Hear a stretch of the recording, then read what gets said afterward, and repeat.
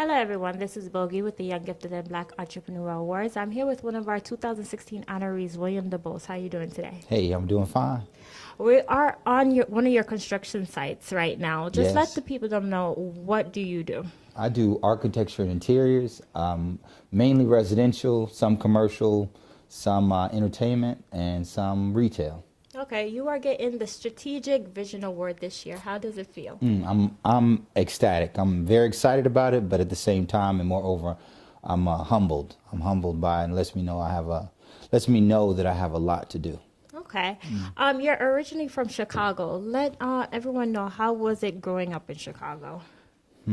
Chicago was, I believe it's amazing because it's a polarized city, I believe. So you get the best of everything and you get the worst of everything, and you know when you see them both, right? Yeah. So it's just amazing to be able to contrast and know what's good and know what's bad. And there's really not too much in between, at least the time when I was there. Well, I knew I loved art. I knew I loved art, and I was a fine artist. I would draw, I would go to the parks, draw people.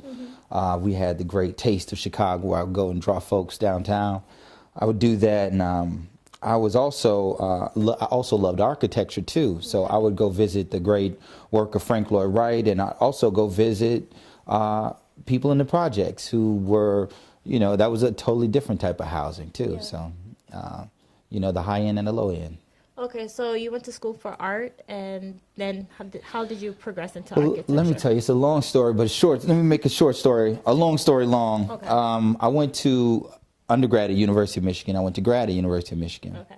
While I was at Michigan, I left to go study at Oxford, and I left to go study at Morehouse. Okay. So those experiences kind of helped me out. Actually, I also studied in Florence, Italy, too. Okay. So I was always an artist, and people would, people liked my work. So they would say it's a hard transition to get into architecture. And listening to that actually was a big challenge that kind of not forced my hand, but it inspired me to go into architecture a little bit. So I went to Florence, Italy. That was my first trip to Europe, or overseas at least. Okay. And I went to Florence, Italy to study art history and the basilicas in Pisa, Pistoia, Lucca, Florence, which is like one of my favorite cities now. But studying that, I saw Michelangelo's work, and I noticed that he was an artist and an architect as well. Okay. I said, well, if he can do it, I can do it. It's a few hundred years later, I can do it too. Yeah. Some people might say, well, maybe I didn't have the resource as Will did, coming from Chicago, getting into art or, even architecture. What do you have to say to, young individuals that's coming up and trying to get into the field? Well, I guess the only resource you need is you. I make sure that I let people know what I do at all times. I work for myself, and that's a really big thing. I started off with the love of my parents and my family, and that's the most important thing I got. I didn't have money. I just had myself, and I had my support. So I think that's my biggest resource. Okay. Did you get scholarships going through college? I'll be honest, I hated school, and I hate organization. I hated the idea of someone telling me what to do or how to think or, what assignment to do. And it kind of is a tough thing, because now I'm told I don't just have one boss in an office. I have now I have at least 6 bosses, and they're all clients. So they all tell me what they like, they tell me what they want, and that same thing that I hated about school and about work, I really delve into it now. So anyway, to make a long story long again, I didn't get scholarships because I wasn't the best student. Okay. I was just I was very resourceful, and I would take advantage of every opportunity. So much so that I would travel every summer I got the chance to travel. I had a best friend who inspired me. He lived in the projects of Chicago. It's since been torn down, Henry Horner. And I believe at the time we made about $3.15 an hour, $3.15 an hour. But we would sell candy, number one, at school, and we would make $20 a day. So that's more than a part-time job would have paid us. And then we would also go and visit just folks who made money, and African-American folks who made a lot of money. And we go sit down and say, you're going to give us some time. We talk to them, starting from Chris Gardner, Pursuit of Happiness. Okay. John Rogers from Ariel Capital Management, and they would take the time, surprisingly, to talk to us. And it was just, that was our first, basically our first bump with what, I don't know, our first bump with what success looked like, I guess. Okay. So how did you start your own business? Did you take out a loan, or, how did that work? Here's the thing, I just started doing it. Okay. And I think did I give you enough information about the scholarship? Because I know I didn't get one, but I was a good student. I was resourceful. That's good enough, right? How did I start the business? I just started it. Okay. I just started the business. I had the opportunity. I had friends that I played basketball with. Okay. Got with a good group of guys that play basketball. We play basketball on Saturdays. A couple guys said, "Look, Will, we want to talk to you. We saw your work with, I think, did some work with Anthony Mackie, great actor. Did some work with HGTV, Home and Garden Television, and it was basically the thing with Home and Garden Television was you take advantage of the opportunities that are out there. They're always casting calls. They're always people who need, architects or designers, or they need whatever. They might need a plumber. They may need something, but you go in and you just, you vie for the position. Anyway, I went and I'd gotten on HGTV somehow, gotten on that. And I also did some work for some friends who just knew some people. And when I got the chance to do the work, people liked the work, and I had these two friends that came to me and said, "We're opening up a company. We're buying 3 different companies out of a 20,000 square foot warehouse." So imagine this room right here is about maybe 150 square feet, right?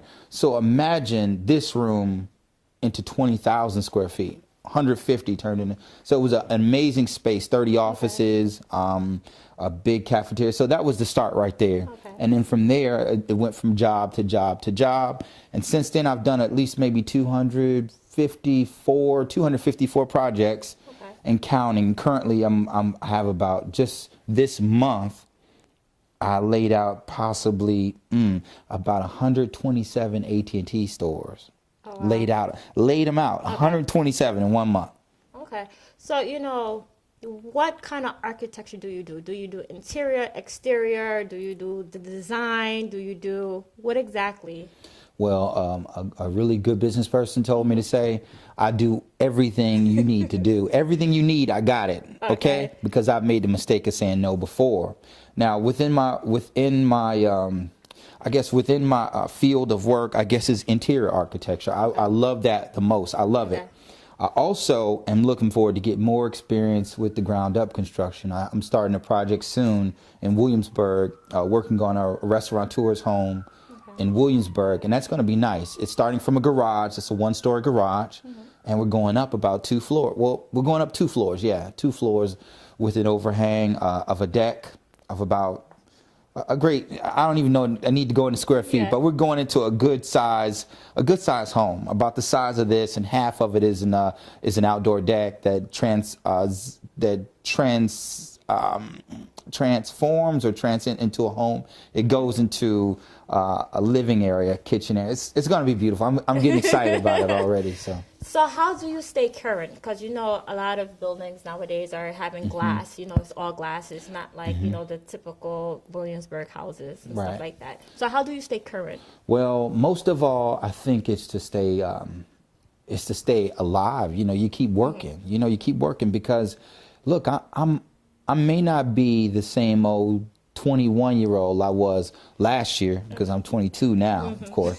So, but at the same time, every day is new work, and I'm doing work that a lot of people have yet to do, and they're figuring out how to do it. Right? There are a lot of people that don't know how to lay or to hang doors. There are a lot of people that don't know how just a room is supposed to look. Baseboards, moldings, trim, things of that nature. The composition of a room. So while they're learning that, I'm still growing. I'm still growing. So I pull back and I go get I try to check out the new stuff, but also listen to myself. Myself, and I try to think about what it is that I think is next. Because that's why I do it anyway.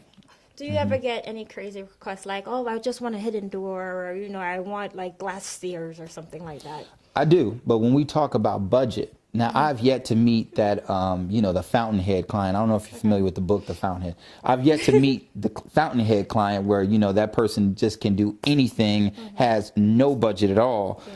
But when I start to talk about budget, that's when we start to bring things back into the realm of like real life, right? Okay. So what has been your greatest accomplishment so far? My greatest accomplishment so far, there are a lot of things. And I think it's right now, it's the opportunity to spend time with my daughter. And that's like, as a good friend of mine pointed out, it's just like the most valuable thing that we have is the time that we can spend. And working for myself, that allows me that time. Now, I'm not by any means, I'm not rich. I am able to set aside that time to spend with my daughter. I was also able to take my mother on a trip. We went to Florence. We went to Florence and Venice. We flew to Venice, and then we drove through Tuscan mountains, and we got to Pisa, and then we went to Florence. And just to do that, just to spend that time with it was amazing. And it's great. And since I've gotten a chance to just spend great time with folks. And I think each one of these experiences is a great experience too. So personal and professional, they're both all coming together. Okay. So what should we be expecting from you for 2016? 2016, I move forward in design. I just keep doing what I do. Okay. I have bigger goals in mind, and we're going to see how it unfolds. I mean, I have work to do. I want to be a person that affects our culture. Okay. To make change in our culture. And I think through housing is where we get happiness, and I want to affect people's happiness too. So happiness and culture, just affecting both of those. And I'm ready. To be recognized is something, because there's a lot of hard work that goes into it, and it's not, through anything, any entrepreneurship or any type of work that you do for yourself, it's a big challenge, right? Okay. So in that challenge, you're going to see the pitfalls of lack of money, lack of resources, lack of, no rent, no lights, no whatever. Sometimes you might see that. Yeah.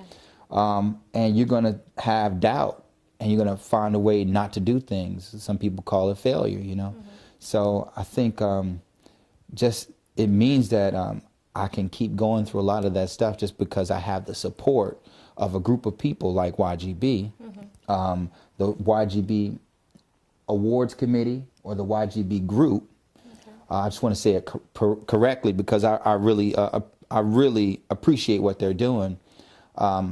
Well, it just means a lot, because it means I have support, and just by having that support, sometimes it brings you forward even better. It makes you take note that there are people following you, and there are people uplifting you. Okay. Well, I want to congratulate you on your award, and I look forward to seeing you February 24th at the YGB Awards. Great. Thank you. Thank you. Thank you, YGB.